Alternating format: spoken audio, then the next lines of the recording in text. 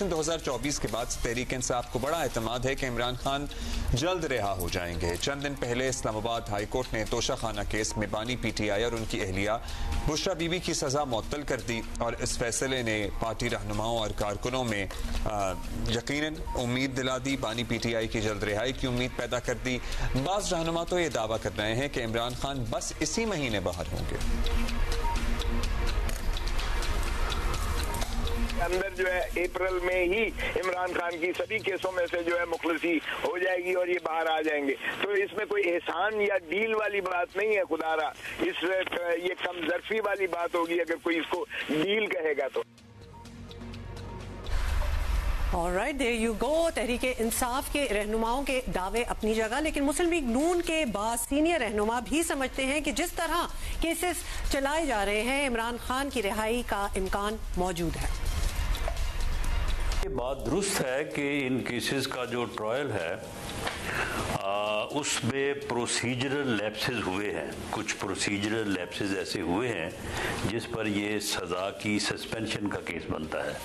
लेकिन वैसे अगर देखा जाए तो ये तोशा खाना केस जो है ये 2+2=4 है। इल्ज़ाम दुरुस्त है, लेकिन इल्ज़ाम को साबित करने के लिए कानून के मुताबिक आपको एक्ट करना पड़ता है। अब अदालत में साबित करने में प्रोसिक्यूशन जो है वो कोई अगर प्रोसीजरल लैप्सेस करती है और उसका फ़ायदा मुल्ज़म को पहुँचता है तो वो एक अलग चीज़ है। सियासी बहरान को ख़त्म एक ही बंदा जो है वो कर सकता है। रुकावट भी एक आदमी है और इसको दूर भी एक आदमी कर सकता है। दूर करने वाले का नाम मियां नवाज शरीफ है और जो इस वक्त वाहद बंदा रुकावट बना हुआ उसका नाम इमरान खान है। नवाज शरीफ जिस पाए के लीडर हैं वो आज भी इस बहरान में भी वही हैं जो किरदार अदा कर सकते हैं और कर नहीं रहे। इसको किसी जहत देखें कर वो इसलिए नहीं रहे कि उनको मैंडेट नहीं मिला। अच्छा जी, अब आपको बताएं कि इलेक्शन के बाद तहरीक इंसाफ के सियासी हालात बदलते नजर आए हैं। खैबर पख्तूनख्वा में आपको पता है कि हुकूमत बन चुकी है, बाज़ रूपोश रहनुमा सामने आ चुके हैं और कई रहनुमाओं को अदालतों से जमानत मिल चुकी हैं। और उधर अटॉर्नी जनरल ने सुप्रीम कोर्ट में रिपोर्ट जमा करवाई है कि 9 मई के 20 मुल्ज़मान को ईद से पहले रिहा कर दिया जाएगा।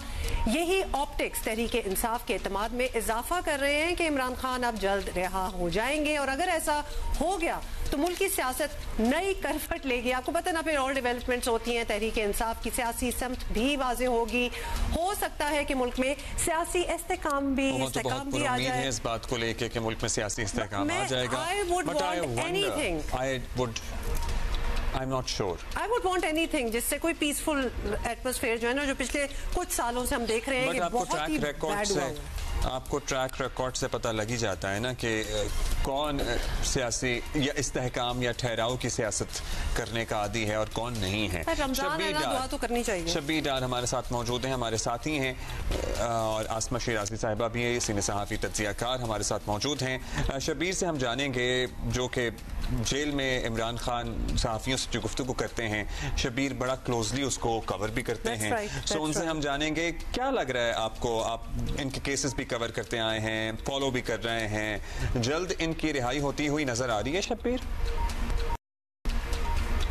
जी अब्दुल्ला, हम इमरान खान जेल से कब बाहर आते हैं, बहुत आते हैं, आते भी हैं कि नहीं आते हैं, ये कहना अभी कहना कबलज वक्त है। और उनके जेल से बाहर आने की 2 ही सूरतें हैं, या तो उनको जो सजाएं हुई हैं मुख्तलिफ केसेस में वो सजाएं ख़त्म हों, या फिर अगर किसी किस्म के मुज़ाकरात हो रहे हैं बैकडोर तो उस डील की सूरत में उनकी रिहाई मुमकिन है। इस वक्त जो पीटीआई के अंदर जो पीटीआई रहनुमा ये बातें कर रहे हैं कि अप्रैल के महीने में उनकी रिहाई मुमकिन है, हमारी नज़र में जहाँ तक हमारी गुफ्तगू होती है इमरान खान से, वो जिस तरह उनकी बॉडी लैंग्वेज है या जो उनका रवैया है, उनकी जो गुफ्तगू है उससे कहीं से ये तासुर नहीं मिलता कि इमरान खान की रिहाई बहुत जल्द मुमकिन है या बैकडोर किसी किस्म का।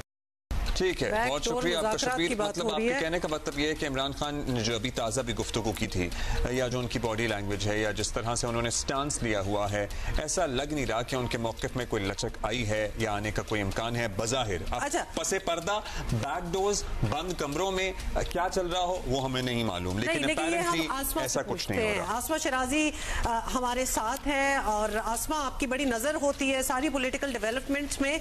बताइएगा, ये हमारे कॉरेस्पॉन्डेंट ने अभी बात की है, कोई बैकडोर चैनल है जो ऑन है और उससे लग रहा है कि खान साहब की शायद रिहाई हो जाए। एंड ऑफ कोर्स उनकी सजाएं मुअत्तल होंगी, खत्म होंगी तो ही रिहाई होगी। लेकिन what are the sense that you are getting, क्या होने वाला है?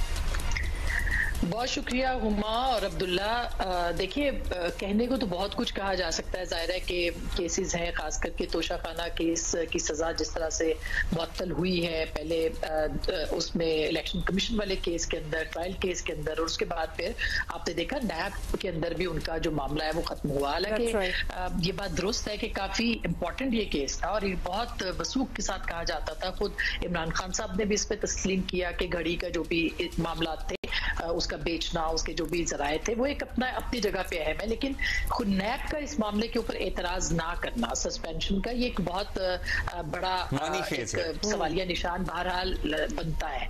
और फिर साइफर के अंदर भी आपने अगर कमेंट सुने हो और जो लास्ट प्रोसीडिंग्स हुई हैं उसके अंदर भी मेरा ख्याल है कि ये तवक्कुआत बहुत बढ़ गई हैं पाकिस्तान तहरीक इंसाफ की कि ये सब मामला जो हैं वो संभल सकते हैं। लेकिन अभी 9 मई के हवाले से दीगर केसेस भी खान साहब के ऊपर हैं, तो सरे-10 उनको अगर साइफर केस से भी रिलीफ मिलता है तो मेरा नहीं ख्याल कि उनकी रिहाई बहुत जल्द जो है वो मुतवक्किल है। लेकिन एक बात जो आपने सवाल पूछा है कि क्या ये कोई डील का नतीजा है या नहीं है, देखिए जो हमारे जराए बता रहे हैं वो ये है कि इमरान खान साहब बातचीत करने को तैयार नहीं है, लेकिन दूसरी तरफ से भी कोई ऐसे इम्कानात हमें नजर नहीं आते।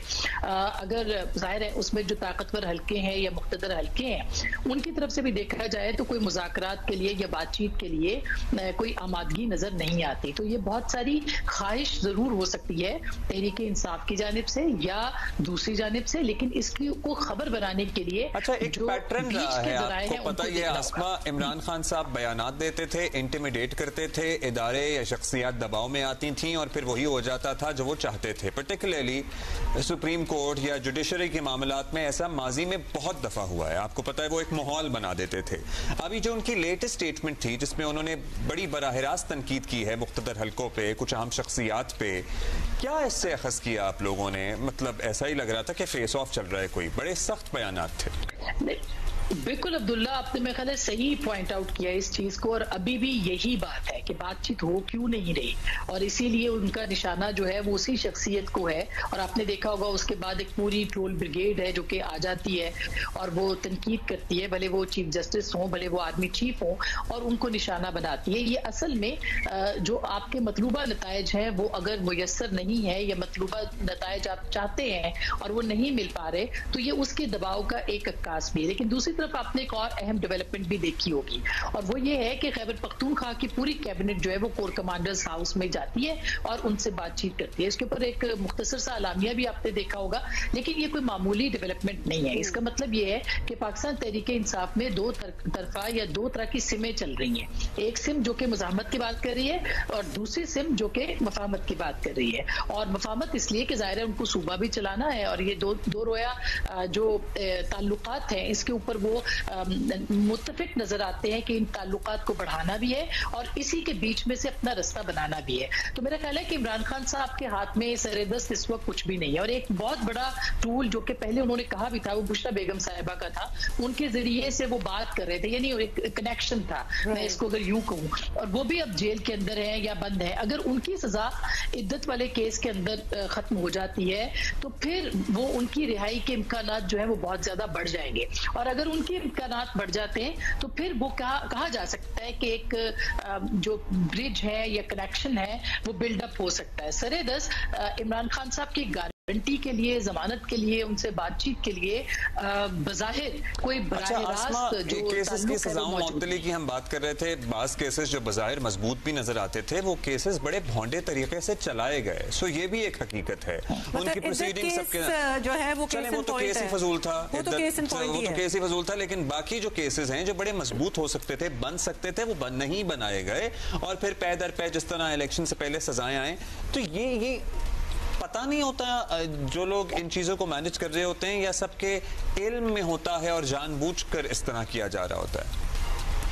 अब्दुल्ला, ये हमारी एक बदकिस्मती रही है, सियासी तारीख भी रही है कि केसेस बनते कैसे हैं और केसेस खत्म कैसे होते हैं। आपने देखा होगा हाल ही में पाकिस्तान मुस्लिम लीग नवाज के जो सरबराह है मियां नवाज शरीफ, उनके खिलाफ केसेस जो थे वो खत्म हुए। उसमें उनका ये कहना है कि ये सियासी मुकदमात थे।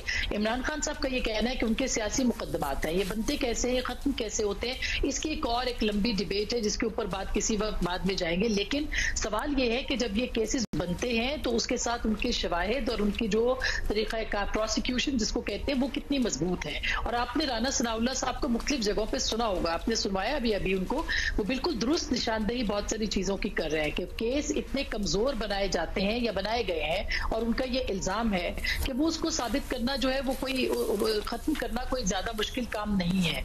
तो क्या कहीं पे प्रोसिक्यूशन की कमजोरी है? क्या प्रोसिक्यूशन उसको साबित कर पाएगी जो इल्जामात उन्होंने आयद किए हैं?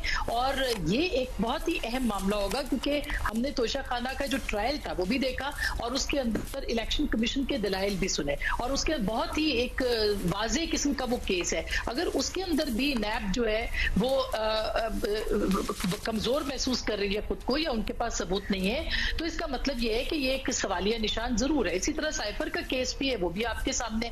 तो मेरा ख्याल है कि बहुत सारे ऐसे मामला होते हैं जो कि अनफॉर्चुनेटली पाकिस्तान के अंदर सियासी तौर पर उसको देखा जाता है, और पाकिस्तान के जो सियासी रहनुमा है उनके ऊपर जो मुकदमात हैं उनके अंदर सियासत बहरहाल इन्वॉल्व होती है। इन केसेस के अलावा और खास करके जो अहम केस है वो 9 मई का केस है। अगर 9 मई के अंदर इमरान खान साहब के खिलाफ जो है उनको लगता है कि वाकई उन्होंने इश्तियाल किया, इंस्टिगेट किया, किसी प्लानिंग का हिस्सा था, या उस वक्त आर्मी चीफ के खिलाफ जो है कोई साजिश प्लान की गई थी, तो फिर एक ये बड़ा केस बन सकता है और इसके प्रॉपर शवाहिद भी होने चाहिए। लेकिन क्या प्रोसिक्यूशन उसको साबित कर पाएगी? ये भी एक बहुत अहम सवाल होगा और देखना पड़ेगा कि किस तरह से ये मामला जो है वो आगे चलते हैं, और अगर सजा भी होती है तो कितनी होती है, और अगर होती भी है तो क्या वो भुगत चुके होंगे। तब तक बहुत सारी चीजें हैं। जहां तक सियासी इससे काम की बात आपने की है, देखिए बहुत सारे डॉट्स है जिनको कनेक्ट करने की जरूरत है। क्या इस वक्त पाकिस्तान, जैसे वजीर आजम इस वक्त बाहर है, सऊदी अरब में है, और वहां पे हमारे सियासी मामला के अंदर भी सऊदी अरब की इन्वॉल्वमेंट कोई ढकी छुपी नहीं है, और ये भी एक हिस्सा रही है पाकिस्तान की सियासत का। वहां पे चीजें किस तरह से आगे बढ़ती हैं, सरमायाकारी होती है नहीं होती है, मुआशी तौर पर कहाँ मामला जाते हैं, मेरा ख्याल है इसका बहुत ताल्लुक होगा पाकिस्तान के सियासी फैसलों के हवाले से भी, और इस तरह के जो फैसले हैं उसके ऊपर भी इसका असर पड़ सकता है। That is yet to be seen। अब भी वो दौरा चल रहा है। बहुत शुक्रिया। ईद मुबारक to you Asma as well. So अभी हम जो भी मिल रहा है ना हमें, हम उसे ईद मुबारक ऑलरेडी करना शुरू हो गए कर रहे हैं क्योंकि अभी होने ही वाली है।